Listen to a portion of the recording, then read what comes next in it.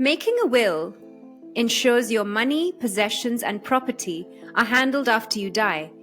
But in the digital age, your online presence matters too. From social media to cloud storage, our lives are scattered across platforms, leaving digital footprints that linger. Ever seen a deceased person's Facebook profile still getting birthday wishes? It's a haunting reminder, huh? We need to plan for our digital legacies. Hello everyone, I'm Goldie, executive and life coach with over 1500 hours of experience working across 5 generations. And I'm your host for this episode. And I'm Lakshin, your co host. Welcome to episode 40 of Mind the Gen Gap podcast.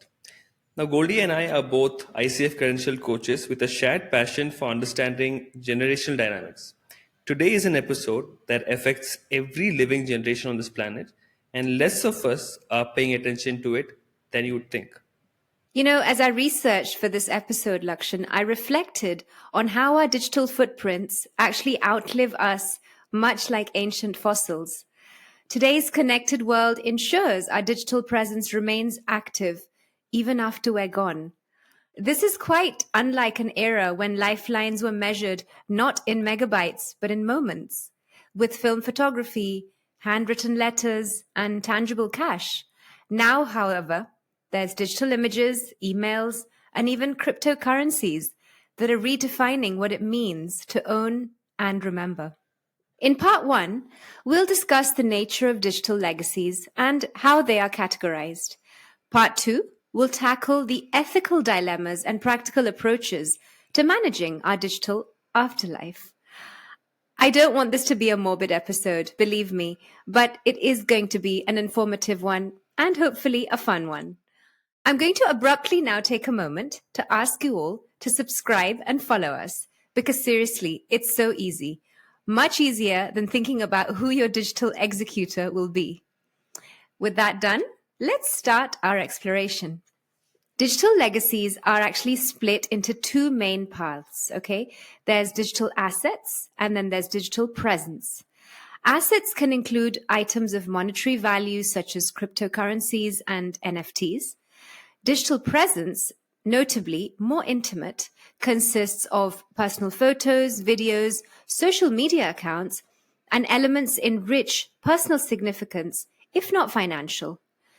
So, who decides who inherits these digital memories?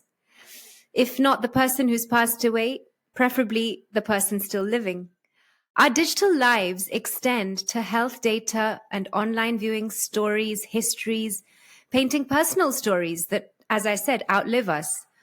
Surprisingly, even scheduled messages, or as we know it, AI avatars, can also now become a part of our digital remains, shaking our perceptions of identity and privacy. In part one, which we're going to do now, which is splitting digital legacies. In essence, legacies consists of assets and presence, like I said. So whilst assets can involve financial implications, presence involves emotional heirlooms, like photos and profiles. These raise very poignant questions about inheritance. Who receives these memories and under what terms? I have very little knowledge on this, but I looked into some data to understand, what percentage of individuals are actually executing wills that include their digital assets. And I discovered a study that was conducted by the famous digital security firm McAfee, and I found that 73% of people actually agree that it's important to prepare for what happens to their digital assets after they pass away. However, only 23% have actually included digital assets in their will. This indicates to me a significant gap between awareness and action. Lakshan, you are the quintessential zillennial and have a very long life ahead of you. And you also have plenty of digital assets, I'm sure of this. Despite being so young, I still want to ask you this question. Has it ever entered your landscape of concern? Nope, not even a little bit.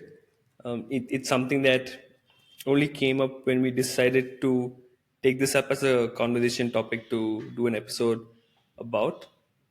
I have wondered though, about something that you mentioned earlier in our conversation about deceased people's Facebook profiles still getting, Yeah. birthday wishes and stuff.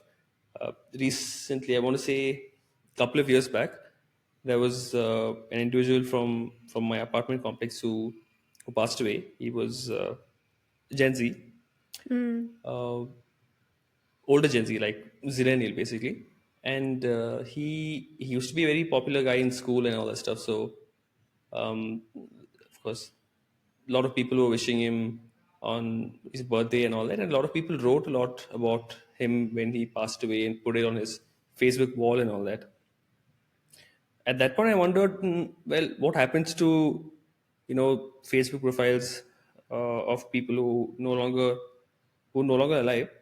And I just had a thought about it, and I just dropped it because I'm like, not something for me to concern myself with. So while I do have my fair share of digital assets, uh, I can't say this thought has ever come and crossed my mind. Mm. What I can say though is that I think understanding that what goes on the internet stays forever. I've Yeah. definitely reduced the amount of digital assets that are out there. Yeah. With respect to on social media, of course, like cloud storage, phones, and all that stuff is just definitely it's a lot of stuff. But it's something that I'm wary of, and I don't know how many people really understand that what's on the internet is going to be there forever, and if you're Yeah. not mindful of that, what you think you own, you may no longer own it. So that's a Yeah. thought that's coming up for me. Yeah. No, it's actually it brings up a lot of emotions, I think, as well for the people who knew the deceased. How close were they to the person? Uh, for the most part, I can identify with this to a degree because my own dad, used to have a Facebook account and he was never active. I think he didn't even use it. I think we opened it for him. I don't remember opening it myself. Otherwise I would have also closed it by now. But, it remains open. And a large part of me always wonders whether I would just want to unfollow that account because every time something does come up as a reminder, it's also a moment that reminds you of you not having that person no longer present, in your life. Not that you ever forget, but it's almost a very banal place to be reminded of this reality. So I think there's so many ethical implications, aren't there? Also to think, well, what do we do with this account? Shall we report it as non-active? Shall we just try to close it by retrieving the password somehow? I mean, I think it can really take us down the rabbit hole. So I think it's good to now dive into part two, which is actually to answer these ethical and more practical questions. The main question is, who controls your digital afterlife? The legacy of our digital presence prompts vital questions about identity and privacy. And I think planning for this is much like drafting a regular will. So here's how you can manage it. This is what I found. It's important to inventory all accounts and assets, not noting usernames, passwords. It's important to store personal content locally by downloading, what's meaningful. So, for example, if you have a video on Facebook which is relevant to you and it's of importance, it's a good idea to download it on your local cloud storage. Okay, and then what you must do is specify in writing, what should be preserved or deleted, even, and by whom. So that's something. And then use password managers for secure sharing of sensitive information. There's always going to be information that even when you are alive, you may not want others to have. But you know that at some point, someday, there needs to be somebody who needs to read some information. So that's where, password managers come in. You can then also execute a digital, sorry, you can designate, not execute, a digital executor with legal power to carry out your wishes. This is the key part here. And there are platforms and also tools, in fact, such as Facebook Legacy Contact, Google's Inactive Account Manager, and Apple's Digital Legacy. I obviously did not know much about this. I have little practice, but what I can tell you is that I am an active user of Google Inactive Account Manager. And there are a couple of people that I have actually appointed already who would get access to my Google account if it remains inactive for over 2 months. This is the clause that they have for inactive Google Account Manager. And the same applies for my Facebook, which in this case is called a legacy contact. But the real dilemma is when you have not left anyone appointed. What happens? Imagine facing the digital aftermath when a loved one passes and there was no digital will prepared. So while these steps might seem straightforward, the truth is digital wills still remain rare, leaving families to navigate a wide maze of legal and technical hurdles. Half of what I shared with you, Lakshan, I could see the expression in your face. It was either new, unknown, or somewhat confusing. And as I said, you're a zillennial, so one would assume you have a lot more tech savviness than the average boomer. And I beg the question here, it's so much more important for them to be thinking about this. With all due respect, they are much older, right? So this is the kind of thing that we need to be maybe investigating more. And, many platforms have very strict terms of service and privacy rules, and they don't allow access unless it's just the account holder.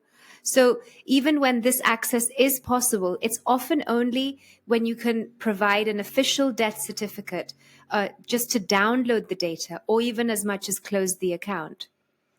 Lakshan, how do you see people navigating these challenges of, setting up their digital legacies? Now that I've mentioned a few options, do you think you would have a plan for yourself moving forward? So I'm going to answer the second question first and say yes, definitely I will have something.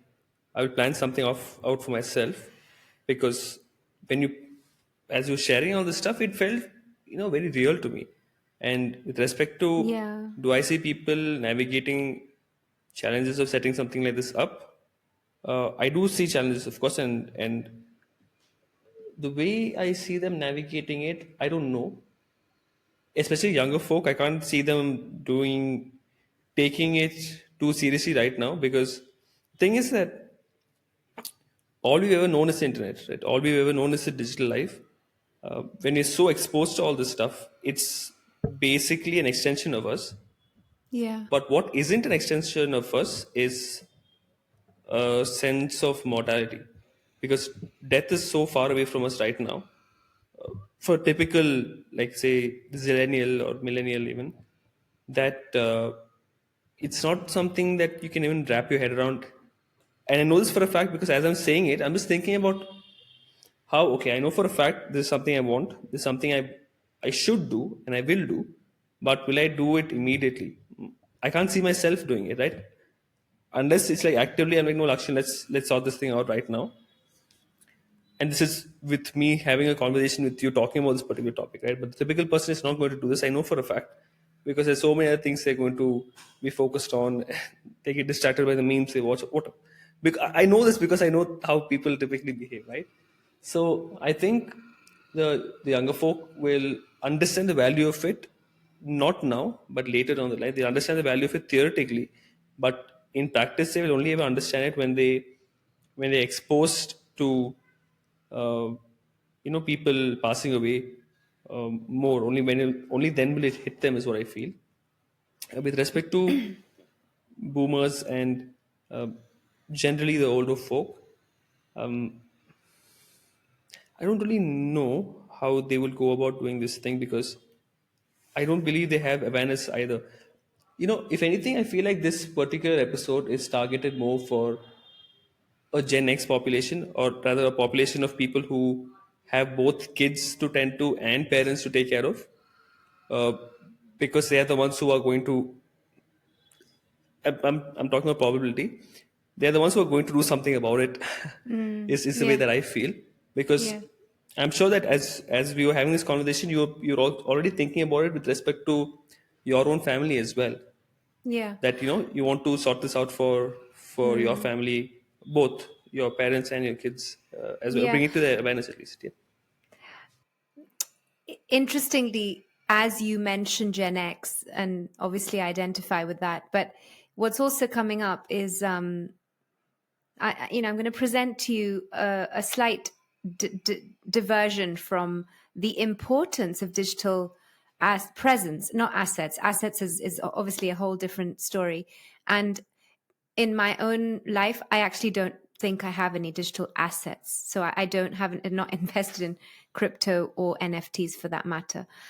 But when it comes to presence, if I'm honest, Lakshan, when you give it a long, hard thought, in my personal case, whatever I have shared, I have a very important online presence because I do use social media quite actively.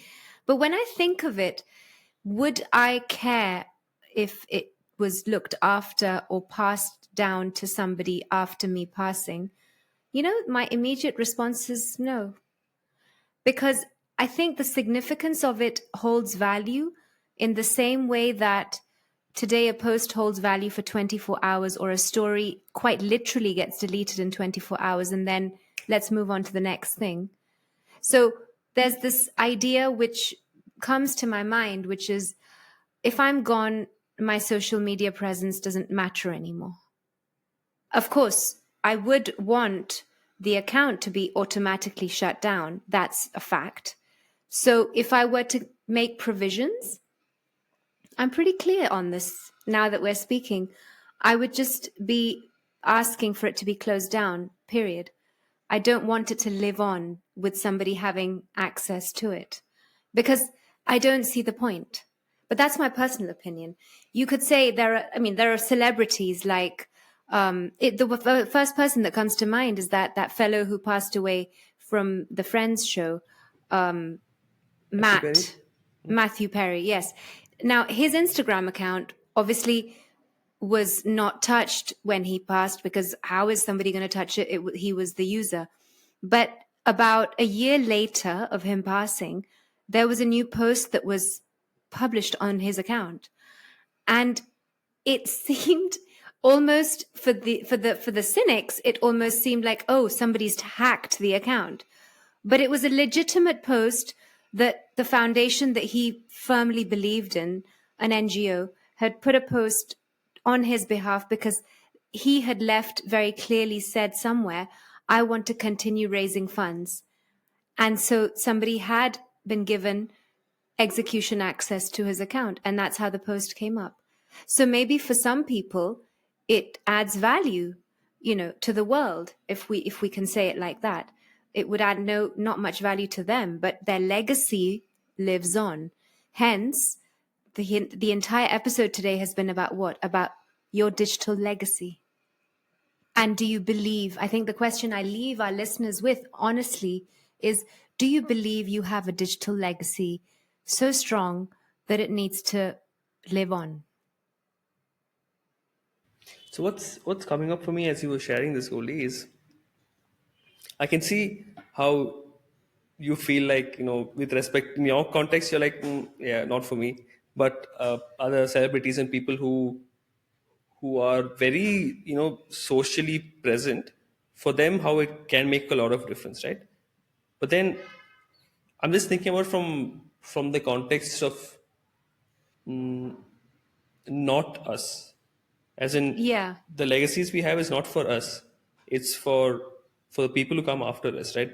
I'm just thinking about how, because I know for a fact that there are people whose parents have passed away, and from time to time they go and they go check out whatever tweets they put out, or Okay. whatever messages they put, or whatever, just something to give them some kind of strength in a testing time. So the Understood. legacies may not be for, it's not like I want my legacy preserved for me.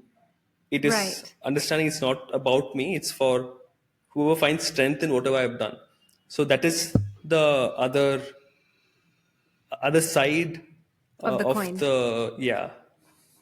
that's what's coming up for me as Yeah. you were sharing this thing. I respect that. I do. As you explain it, it does resonate now. You're obviously not going to see the value of you not being around, but those that will, your absence will hopefully be missed by, if not one, but many. That's true. I promised our listeners we would joke today as well, and this would not just be some creepy, Somber. morbid episode. Somber. No, life is good, guys. We we've bridged obviously this gap today between memories of digital permanence through the concept of digital legacies, and whilst we recognize it can be challenging, but we have to acknowledge that it's crucial to look into it. And it's only by taking deliberate steps that individuals can ensure that their digital lives are managed according to their wishes, easing this burden on loved ones. I think that's where the other flip side of the coin comes in, right? Why leave a pain or a pressure for somebody to look after when you can take care of it in your living life? And I think for different generations, as we said, this can represent a different set of assets. But it's important to recognize that, we are no longer in a world where anyone is free of having a digital presence. I think that's the key thing. And your footprint is just a search away on the internet. So as we conclude, I do encourage you to ponder, how will you ensure your digital presence reflects the legacy you wish to leave? In my case, I obviously said I don't care, but upon reflection, thanks to Lakshan, I recognized I'm sure my kids will care. And do you trust with the story of your, who do you trust with the story of your digital life? That's another one. And with that, we've come to the end of today's episode 40 of Mind the Gen Gap podcast. We'll do that again. With that, we've come to the end of episode 40 of Mind the Gen Gap podcast. I've been your host, Goldie. And I've been your co-host, Lakshan. Thank you so much for listening, watching, and tuning in all the way to the very end. Muchas gracias. See you in the next one. Hasta pronto. Bye.